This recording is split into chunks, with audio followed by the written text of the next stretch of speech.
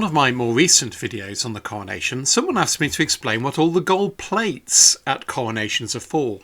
There are two places in the sacrarium of Westminster Abbey at a coronation that are seemingly heaving with gold vessels of different sorts.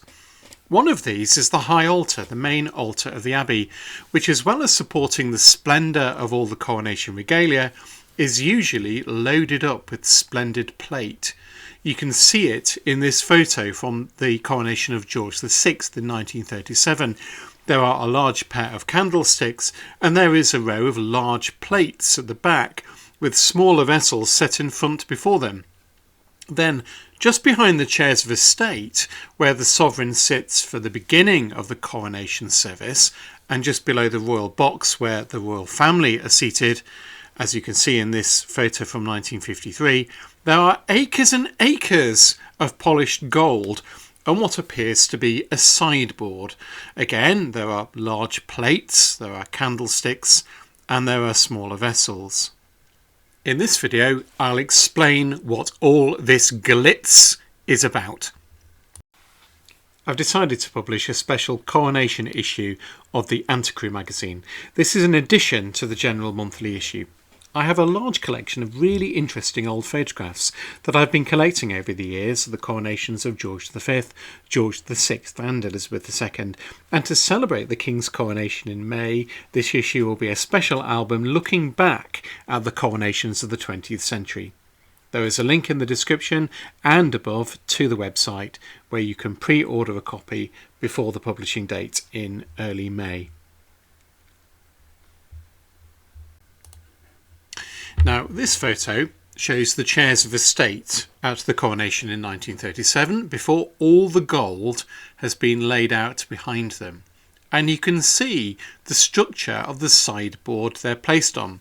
But this sideboard is not a sideboard at all, but is rather the tomb of Anne of Cleves, the jilted fourth wife of Henry VIII, who died in 1557 and was given a burial place in a place of honour in the abbey by her stepdaughter Mary I.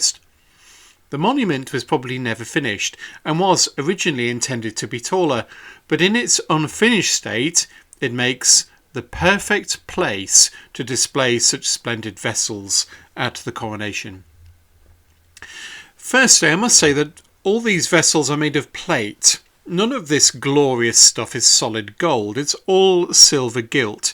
Silver that is plated with a thin layer of gold on the surface.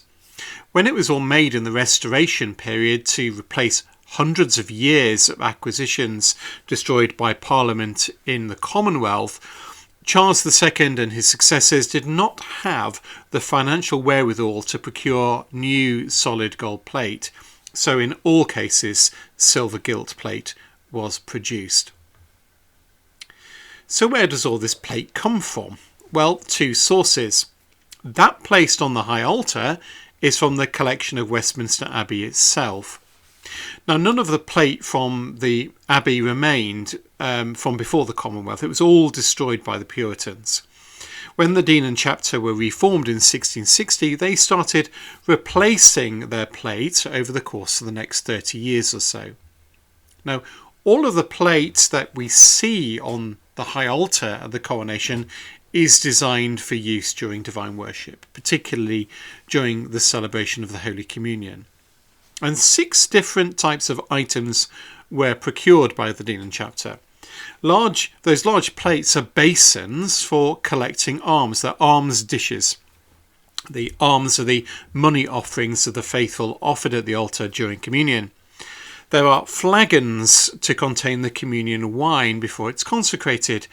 Chalices into which the wine is poured for the celebration of Holy Communion, and they have covers.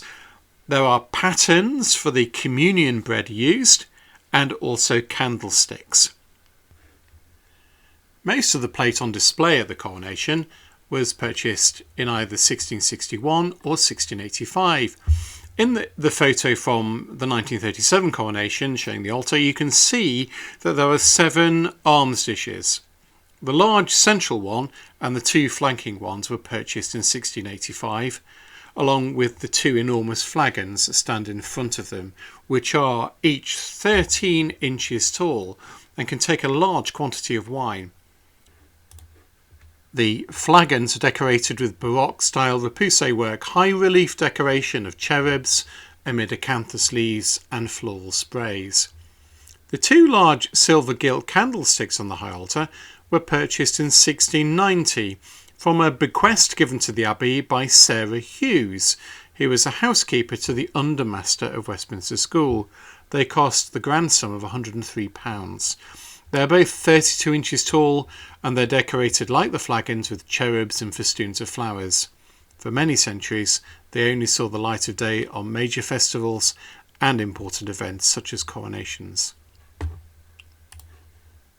The great quantity of plate laid out at the coronation on the tomb of Anne of Cleves all comes from the royal collection, where it forms what is called the chapel stuff of the Chapel Royal. Much of it is still in use regularly in the Chapel Royal in St James's Palace, and other pieces were formerly elsewhere, including in the Royal Chapel in Whitehall and in the Chapel of St Peter ad Vincula in the Tower of London. Most of this plate dates from the later Stuart sovereigns, a lot from the reign of King Charles II. Charles II spent around £30,000 purchasing new plate to replace that which was lost in the Commonwealth and to supply both his chapels and his residences. Much of the work was decorated in the Baroque idiom and is of the highest quality. Just to give you a sense of the quality, I'm just going to look at a selection of the pieces that are laid out on Anne of Cleves' tomb for the coronations in the 20th century. Undoubtedly, the stars of the show are two gigantic alms dishes. They look to be a pair, but they're not. One of them was commissioned by Charles II for the long-lost Chapel Royal at Whitehall Palace. The second was commissioned by his brother James, then the Duke of York, for his Catholic chapel at Whitehall Palace, and it came into the possession of the crown when he became King James II in 1685. He wasn't going to be outdone by his brother. The first was among the earliest pieces of plate commissioned by Charles II, and it dates from 1661. It was placed on the high altar of the abbey for his coronation. It is probably the work of a London goldsmith called Henry Greenway, and in the centre of it is a chaste image of the Last Supper. And amid the auricular decoration, it's called, around the surround, are four other biblical scenes: the washing of the apostles' feet, the road to Emmaus, Christ's commission to the apostles, and the day of Pentecost when the Holy Spirit comes down upon the apostles. The second alms dish, for James II, also by Greenway, is nearly identical in form. Both dishes ended up in the Chapel Royal at Whitehall, but the one made for Charles II has been transferred to the Chapel Royal in St James's Palace. Among the other alms dishes on display are a smaller pair that are now in regular use in the Chapel Royal in St James's Palace for major festivals. Again, made in 1661, the rims are decorated with winged cherubs' heads and shaped reserves embossed with flowers and acanthus. The centre of them is embossed with a wreath of flowers which is set around a crowned Tudor rose. There are further alms dishes laid out too, some dating from the reign of Queen Anne and with her cipher on them, and these too are kept in the Chapel Royal in St James's Palace. In front of these glorious dishes are an array of communion cups and flagons for the Holy Communion, all of which date from the 1660s, and many of which are now in the Chapel Royal at St James's Palace. They include some rather fetching feathered flagons that were made in 1664 by a goldsmith called Robert Smithier. Such feathered flagons were common in the 16th century, and these seem to be a late 17th century recreation of that tradition to give a sense of continuity with the pre-Commonwealth past. So why then is all this silver gilt plate put on show? Well, the tradition of doing this goes back to the Middle Ages and to pre-Reformation church practice. It was common in the late Middle Ages on high feast days for churches to get out all of their plate and also the holy relics of the church and lay it upon the altar, primarily for its decorative rather than its functional value. It was a practice that also occurred in the home too. On major feast days, particularly if the householder had guests, the best plate and pewter would be displayed on both the table and on a sideboard called a buffet, a bit like Anne of Cleves too. Medieval society was highly stratified and it was governed by strict social codes, and your status in the Middle Ages was often overtly expressed through elaborate forms of display, whether that be through your clothing or through the display of your valuable possessions. And the display of plate at the coronation should be understood in that way. Large quantities of gold and silver plate alongside large swathes of silk, cloth and fur reflected the wealth, status, prestige and the power of the sovereign.